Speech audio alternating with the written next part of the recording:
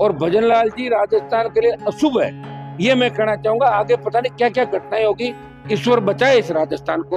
आप सुनिए, देखो हम सड़कों में निकलेंगे जल्दी, और देखिए जिम्मेदारी तय कभी होगी नहीं। मैं तो भजनलाल जी की जिम्मेदारी मानता हूँ इसके अंदर। जब से भजनलाल जी आए, ये राजस्थान पता नहीं किस दिशा के अंदर जा रहा है। और एक हादसा नहीं, कितनी बार हादसा, भजनलाल जी खुद का आप देखिए हादसा उस दिन। अगर एलपीजी गैस के कंटेनर टैंकर के फटने से जो बड़ा हादसा हुआ, दिल दहलाने वाला था, उसमें हम लोग दिल्ली थे, लोकसभा चल रही थी और पूरे देश से इसमें दुख व्यक्त किया। लेकिन बार बार ऐसे हादसे होना कहीं न कहीं किसी न किसी की लापरवाही उजागर करती है। भारत सरकार के नियम है कि गैस से भरे टैंकर, तेल से भरे टैंकर, अति ज्वलनशील, अति संवेदनशील जितने भी प्रकार का जो ये आपका तेल, गैस और दूसरे आइटम है, इनको रात 10 बजे से लगा के सुबह 7 बजे तक आप सड़कों पे नहीं चलाओगे। ये नियम है भारत सरकार का। और पहले भी कई बार मैं धन्यवाद दूंगा मीडिया का कि आप लोगों ने नियम बताए, वापस छापे आपने, ये नियम होते हैं, एक्सपर्ट व्यू आपने छापे। लेकिन सरकार इसके अंदर जो असली दोषी है, एनएचआई के साथ साथ वो पुलिस जिसने कट खोला, वो परिवहन विभाग जिनकी जिम्मेदारी थी, और वो लोग जिस तरह भागता हुआ एक व्यक्ति दिखता है कि मेरे से किराया ले लो, मतलब सिस्टम कितना भ्रष्ट है। देखो वो कह रहा है मेरे से किराया मैं दे दूंगा, मुझे बचा लो। ये इस तरह की तस्वीर छपना इस बात की ओर इंगित करता है कि अपन देश ये 75वां जो मना रहे हैं पर्व आजादी का, मुझे लग रहा है कि ये इस तरह की आजादी अभी होगी। आज भी करोड़ों लोग इस देश के अंदर भूखे सोते हैं। जब कुछ बात होती है, मैं मीडिया का धन्यवाद दूंगा कि आप लोग जब इस मीडिया ट्रायल बन जाता है, मीडिया जब चीज के पीछे पड़ता है, निश्चित रूप से 2-3-5 दिन सरकार की नींद खुलती है। इससे पहले भी जो आईओसी के गोदाम के अंदर आग लगी, और उससे पहले ये बूंगरा के अंदर जो गैस त्रासदी हुई जोधपुर के अंदर, 4 दिन की बात चलती है। आज 50 से ज्यादा गोदाम जयपुर शहर के अंदर होंगे, लेकिन 2 दिन में कितने गोदाम पकड़े, ये किसी के पास हिसाब किताब नहीं होगा। मैं मांग करूंगा राजस्थान की सरकार से, इस पूरे मामले की सीबीआई जांच कराए सरकार, किसमें आखिर किनका दोष था जिसकी वजह से दुर्घटना घटी। और इसके अंदर जितने भी लोग हैं, चाहे आईओसी के लोग हो, चाहे दूसरे डिपार्टमेंट के लोग हो, रात को कैसे ये टैंकर चल रहे थे, उन सब पे कार्रवाई हो। मैं तो ये भी कहूंगा कि स्थानीय नेताओं को भी अगर कहीं भूमिका दिखती हो भाई कट खुलवाने में किसी नेता का योगदान है, तो सीबीआई उस मामले की जांच भी करे, ताकि दोबारा ऐसी घटनाओं की पुनरावृत्ति नहीं हो। और दिल दहलाने वाली ऐसी घटनाओं के वीडियो हमारे बच्चे देख रहे, महिलाएं देख रही, किस तरह का हालात है 4 दिन से, ये किसी छुपे नहीं। चूंकि मैं मरीजों से नहीं मिलूंगा, और बड़ा दुर्भाग्यपूर्ण है कि 13 से ज्यादा मौतें हो गई, और अभी 23 से ज्यादा लोग गंभीर झुलसे में एसएमएस अस्पताल, जो हमारा बड़ा अस्पताल है, चिकित्सक इलाज अच्छी तरीके से कर मैं देख रहा हूँ। और कोई हम पॉलिटिकल माइलेज लेने या नहीं आए, हमारी इच्छा थी पहले दिन से हम लोग लगे, और आप लोग भी लगे हो, इसलिए मैं एक बार अटेंडेंट जो है उनको यहाँ ना बुला के मैं अटेंडेंट से मिलने वार्ड के बाहर तक जाके आऊंगा। और मैं 50 लाख रुपए सांसद कोष से बर्न यूनिट के लिए आइंदा से ऐसी घटनाएं नहीं हो, भगवान करे हो भी जाए तो मेरे एमपी कोटे से 50 लाख रुपए देने की घोषणा करता हूँ एसएमएस अस्पताल को, जो हमारे राजस्थान का सबसे उत्तरी भारत का सबसे बड़ा अस्पताल है। और देखिए जिम्मेदारी तय कभी होगी नहीं। मैं तो भजनलाल जी की जिम्मेदारी मानता हूँ इसके अंदर। जब से भजनलाल जी आए, ये राजस्थान पता नहीं किस दिशा के अंदर जा रहा है। और एक हादसा नहीं, कितनी बार हादसा, भजनलाल जी खुद का आप देखे हादसा उस दिन। अगर वो सुरेंद्र सिंह और वो नहीं आते तो सोचता कि गाड़ी इनकी गाड़ी के अंदर पड़ जाती।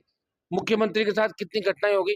तो भजनलाल जी ने शपथ ली, मुझे लग रहा है कौन से योग नक्षत्र थे जिसमें इन्होंने शपथ ली, और इस राजस्थान को ही भुगतना पड़ेगा, कितने टाइम तक भुगतना पड़ेगा इसका मुझे नहीं पता।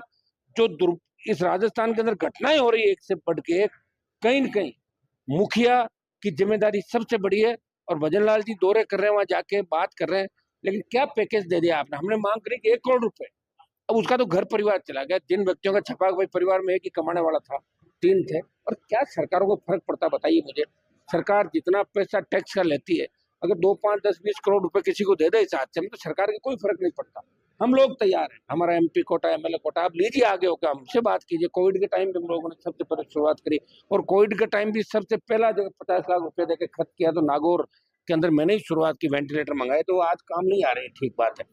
लेकिन मैं इसमें भजनलाल जी की जिम्मेदारी मानता हूँ। भजनलाल जी को खुद की जिम्मेदारी लेते हुए इनके विभाग, परिवहन विभाग, डिप्टी सीएम जो आपके इसी इलाके का था, जिसके पास 3-4 महकमे इस मामले के, तो किसी न किसी व्यक्ति को अपनी जिम्मेदारी लेनी चाहिए।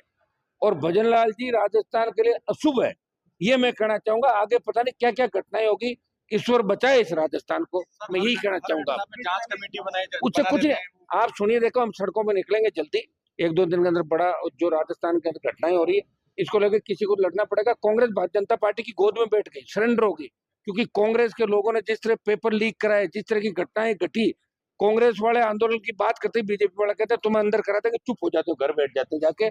तो इसलिए भाई आरएलपी को लड़ना पड़ेगा इस राजस्थान को बचाने के लिए, इस व्यवस्था को ठीक करने के लिए। और जल्दी हम आपको राजस्थान की सड़कों पर इस राजधानी को घेरते हुए नजर आएंगे। बड़े आंदोलन, पेपर लीक से लेके एसआई भर्ती से लेके तमाम जो मुद्दे, इनको आने वाले समय के अंदर आप हमें लड़ता हुआ देखो। वो तो मिलके गई था, आपने पूछा होगा, मुझे तो नहीं पता। मुझे तो ये भी पता नहीं वसुंधरा जी कहाँ है कहाँ नहीं, मुझे इसका भी पता नहीं फिलहाल। क्योंकि जो स्थिति उनकी 5 साल के अंदर हुई है, जिस तरह लाइन में खड़ा रहना, मिलने के लिए टाइम मांगना, बहुत बड़ी दुर्दशा के दौर से वो गुजर रही, ये मैं कह सकता हूँ। कोई मिलने वहां तो घने लोग मिलता है, वो तो मिलने के लिए हर कोई मिलता है। मेरे घर पे कल वो लोग आए, तो मैं प्रयास करूंगा, जिस तरह गांव के अंदर घुस के पुलिस ने जिस तरह बेरहमी से लोगों को मारा पीटा, और खुद गाड़ियां पुलिस ने जलाई, और उस एसडीएम का करैक्टर भी आपको सबको पता है, जो उसके खिलाफ जिस तरह फर्जी डिग्री और सारी लेके आया, तो मेरे वहां रहा हुआ वो लड़का, वो ठीक नहीं, फर्जी मतदान करा था। हाँ ठीक है, कानून हाथ में नहीं लेना चाहिए, ये बात ठीक है। और मैंने इसलिए कहा था कि मेरे वहां वो गलत काम करके आया था, वहां पे इलीगल माइनिंग करवाता था खड़ा रहकर।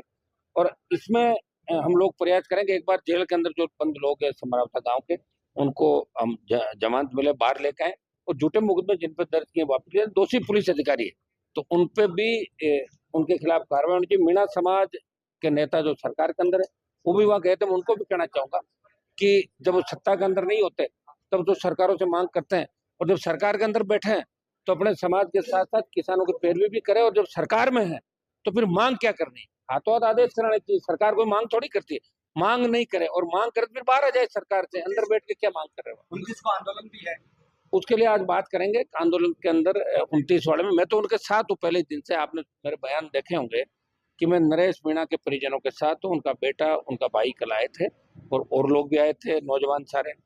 तारीख 29 थोड़ी क्या दिसंबर के लास्ट की तारीख है, इसमें एक बार प्रोग्राम देख के हम तय करेंगे उसके अंदर। लेकिन मैं उस परिवार के साथ हूँ, उस समाज के साथ हूँ, और इस व्यवस्था के मैं खिलाफ हूँ, पुलिस कर्मियों कार्रवाई खिलाफ मैं समय समय में बात करता हूँ। ठीक है।